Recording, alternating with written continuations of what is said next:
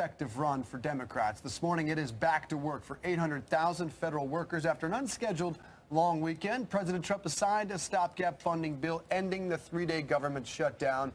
The bill funds the federal government for less than 3 weeks. The House and Senate voted to end the stalemate after Senate Republican leader Mitch McConnell firmed up assurances on immigration and a measure to protect dreamers, those undocumented immigrants brought to the U.S. as children. As the shutdown was coming to an end, the president held 2 meetings to discuss immigration reform, one with 6 conservative Republicans, another with 2 red state Democrats. At the White House, some celebration as the president himself was up late tweeting, big win for Republicans and Democrats cave on shutdown. Now I want a big win for everyone, including Republicans, Democrats, and DACA, but especially for our great military and border security. Should be able to get there. See you at the negotiating table. Can a long-term deal be reached by February 8th? We get more now from Phil Mattingly on Capitol Hill.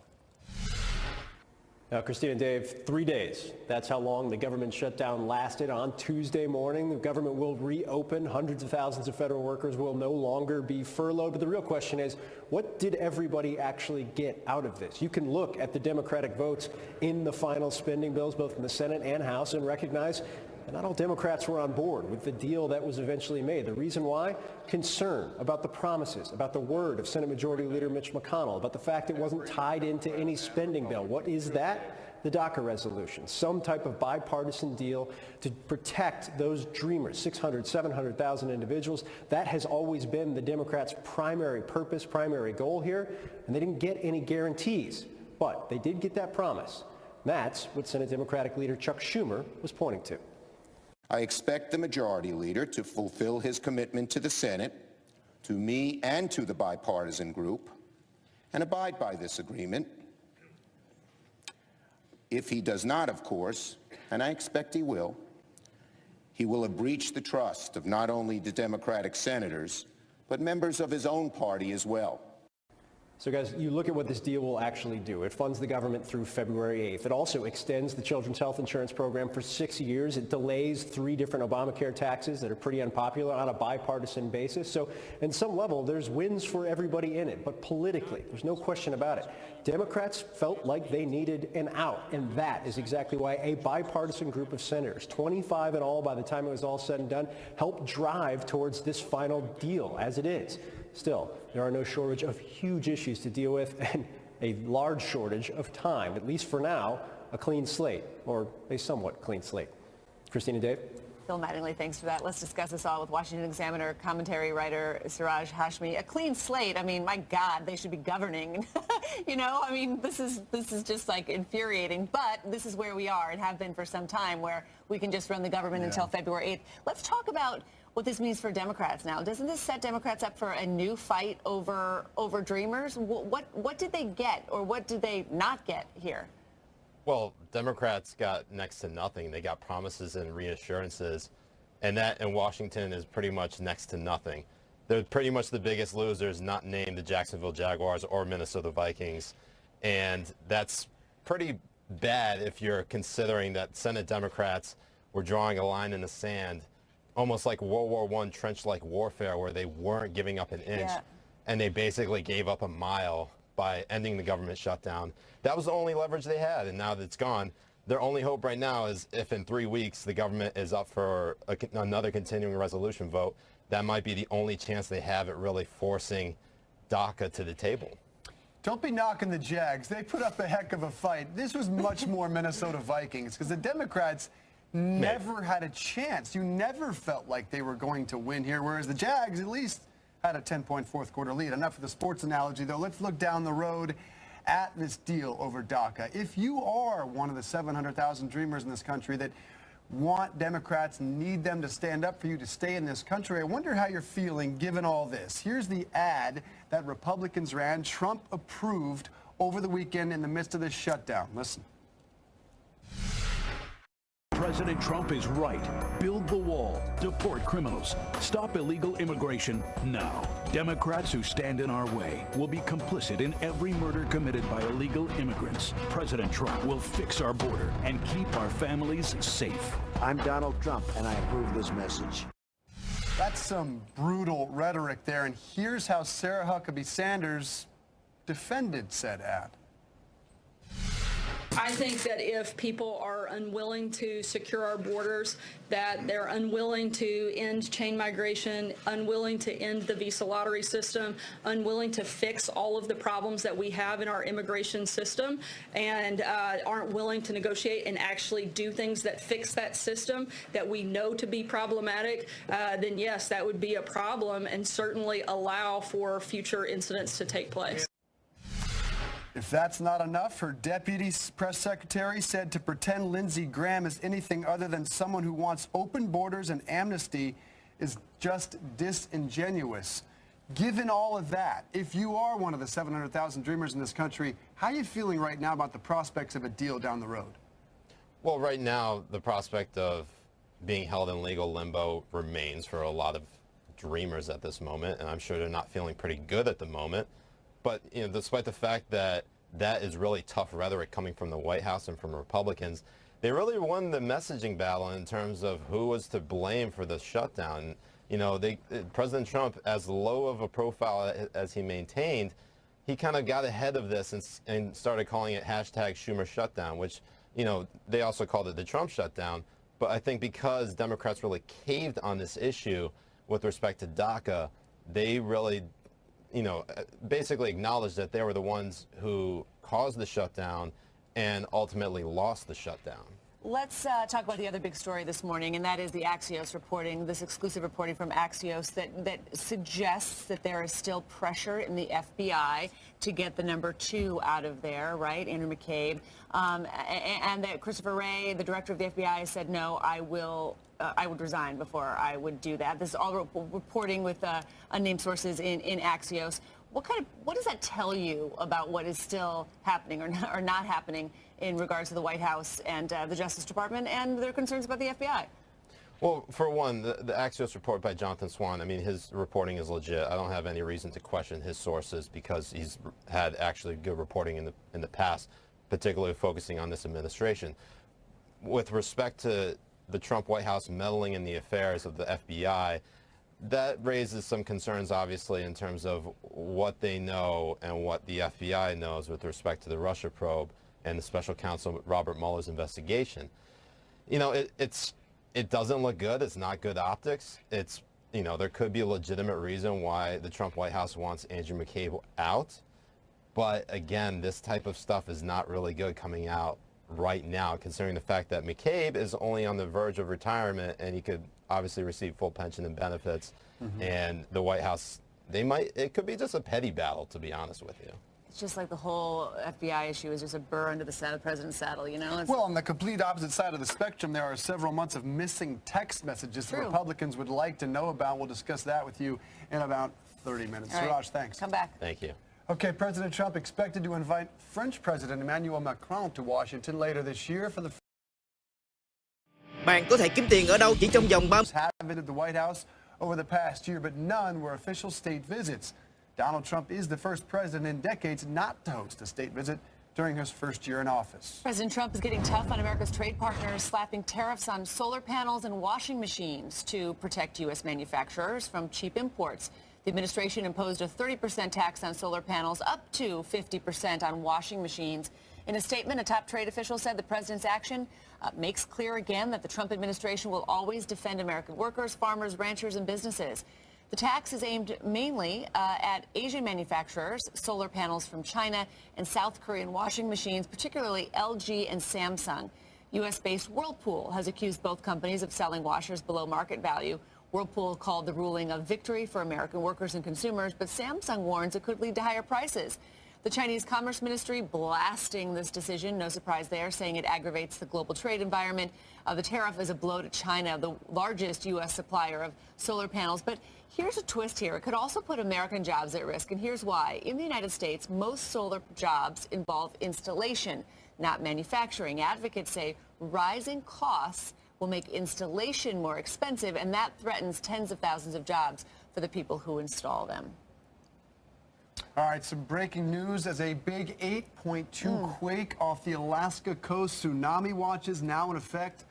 Also in music. And a stunning new report overnight says the FBI director threatened to quit. Why did the Attorney General try to get Christopher Wray to fire his deputy. Welcome back, everyone, to Early Start. I'm Dave Briggs. And I'm Christine Romans. It is 30 minutes past the hour. Those stories in a moment. But first, breaking news. Tsunami watches right now upgraded to warnings in parts of Alaska and British Columbia after a powerful earthquake off Alaska. We've got updated measurements say a 7.9 magnitude quake hit southeast of Kodiak in the Gulf of Alaska. Tsunami watches in effect up and down the West Coast and Hawaii. CNN's Ivan Cabrera live in the CNN Weather Center. Good morning. What do we know?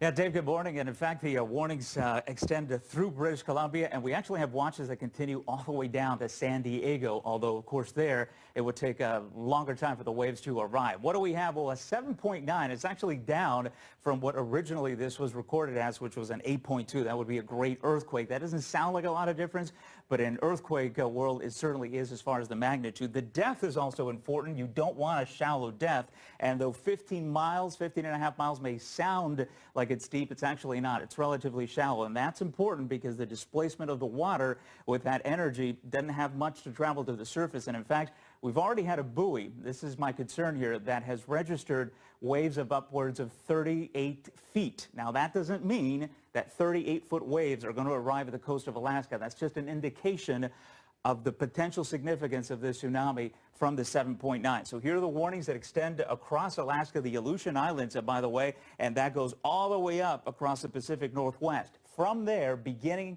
across the United States, that's where we have the watches that continue along the entire West Coast. This is basically just to play it safe. I think the biggest threat right now is going to be across Alaska. Remember, the tsunami is not one wave. It's a series of waves, and what happens is they travel at a very fast pace. We're talking 500 miles an hour. So if a tsunami has been generated, and I think we can pretty much say that it has as a result of that buoy, it does not take much time because of the epicenter and the proximity and how close it was to Alaska here. So we should be getting information within the next hour as far as whether tsunami waves have arrived in Alaska. And then this is kind of what happens here. In the next 3 hours, any tsunami waves would propagate further south. They would begin to impact the Pacific Northwest, and then we're down the pike there towards 6 hours. So the main threat right now, because this happened underwater, is a tsunami. We're not too concerned about the shaking as far as an earthquake damaging buildings or anything like that. It was far enough offshore. What I don't think that's going to be a problem, but the tsunami is significant. By the way, this is as widespread as I've seen warnings and watches from an event in quite a long time. So we'll keep you posted throughout the morning and see. Hopefully this doesn't materialize into what it has the potential to. Dave. Boy, we hope not. More information straight ahead of New Day. Ivan Cabrera live for us. Thank you. All right, this morning, back to work for 800,000 federal workers after an unscheduled long weekend. President Trump has signed a stopgap funding bill ending the 3-day government shutdown. The bill funds the government now, the federal government, for just shy of 3 weeks. The House and Senate voted to end the stalemate after Senate Republican leader Mitch McConnell firmed up assurances on immigration and a measure to protect dreamers, the undocumented immigrants brought to the U.S. as children. As the shutdown was coming to an end, the president held 2 meetings to discuss immigration reform, one with 6 conservative Republicans, another with 2 red state Democrats. At the White House celebration, the president himself up late tweeting, "Big win for Republicans as Democrats cave on shutdown.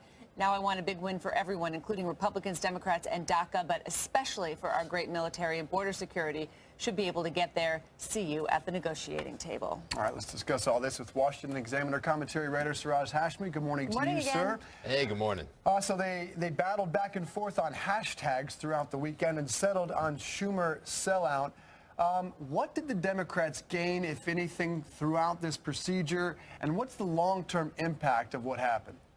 Well, right now, Democrats have gained promises and reassurances from Senate Majority Leader Mitch McConnell, which is pretty much in Washington next to nothing. That's, you probably get a gym bag full of dirty clothes, which is more valuable in Washington than promises and reassurances.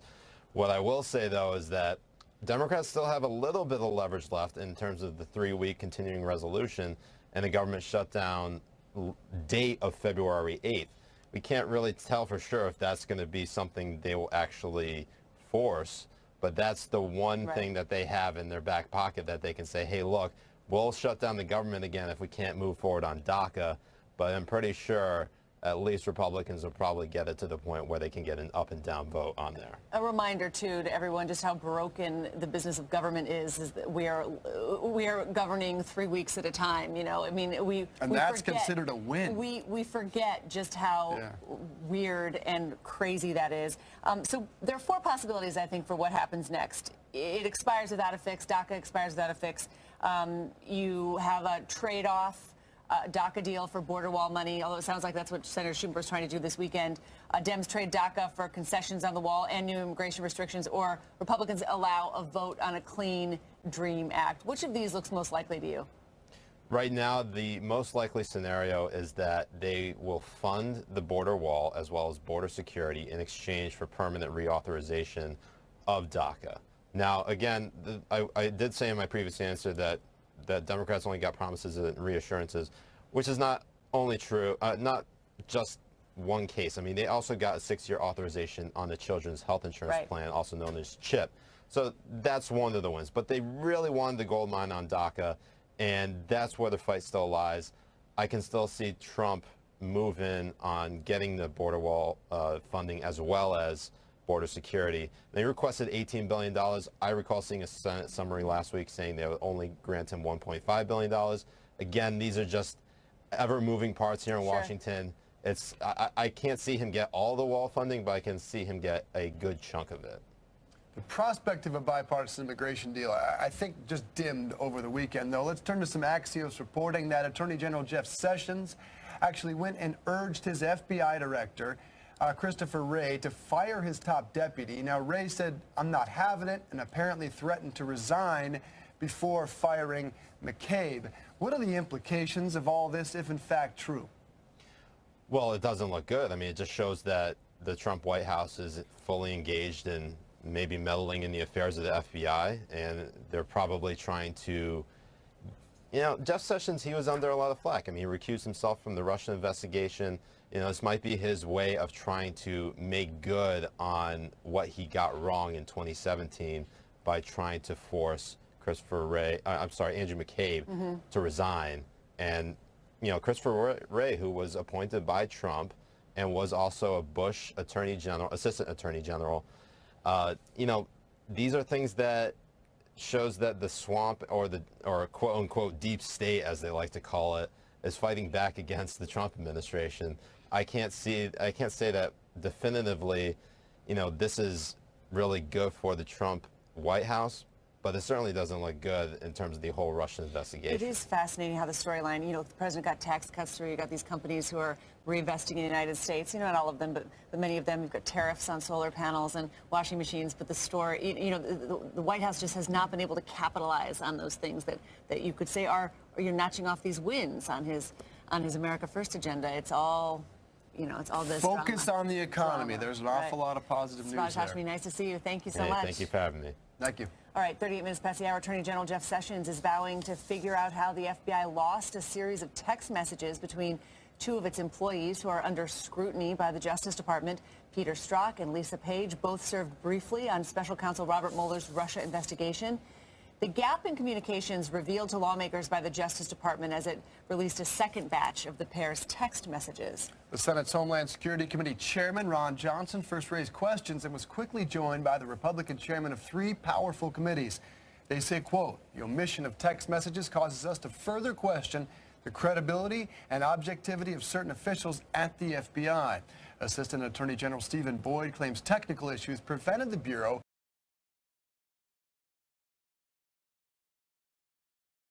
from capturing messages from late 2016 to May of 2017. All right, a change of plans for Melania Trump. The First Lady will not be joining the president on his trip to Switzerland this week. East Wing Communications Director Stephanie Grisham citing scheduling and logistical issues. Just last week, Grisham told CNN Mrs. Trump would be traveling with her husband in a show of support.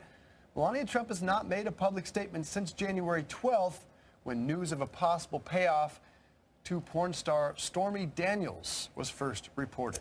All right, the Trump tax cuts will boost the global economy. That's according to the International Monetary Fund. The IMF says world output will grow 3.9% this year and next. the fastest expansion in 7 years, thanks largely to changes in the U.S. tax code, particularly a lower corporate rate boosting business investment. However, it also warns the positive effects will be temporary and that expiring tax cuts and a huge deficit will hurt growth in the longer run, dragging growth lower by the year 2022. Still, the IMF says, barring a drop in financial markets, the economic momentum will persist. There are several risk factors the IMF outlines that could hinder growth. Inequality, income inequality, climate change, inward-looking policies resulting in trade barriers. The Pennsylvania Supreme Court tossing out the state's congressional map. The court ordered the map redrawn in the next 3 weeks. The League of Women Voters challenged the Republican-drawn House districts as a partisan gerrymander. The suit alleged Republicans secretly designed a map packing Democratic voters into 5 districts. The ruling could have a major impact on control of the U.S. House. Democrats are targeting several Philadelphia area seats in the 2018 midterms. The GOP holds 12 of Pennsylvania's 18 House seats. The ruling comes the same month a federal appeals panel overturned North Carolina's map. The U.S. Supreme Court has temporarily blocked that decision, and Pennsylvania Republicans are expected to ask the High Court to reverse this ruling as well. All right, ahead, Neil Diamond has played his last show. We'll tell you why in a stunning overnight announcement. Caroline, good times never seem so good. Your heart doesn't only belong to you. Bye, Grandpa. And if you have heart... And legendary singer Neil Diamond is retiring after being diagnosed with Parkinson's disease.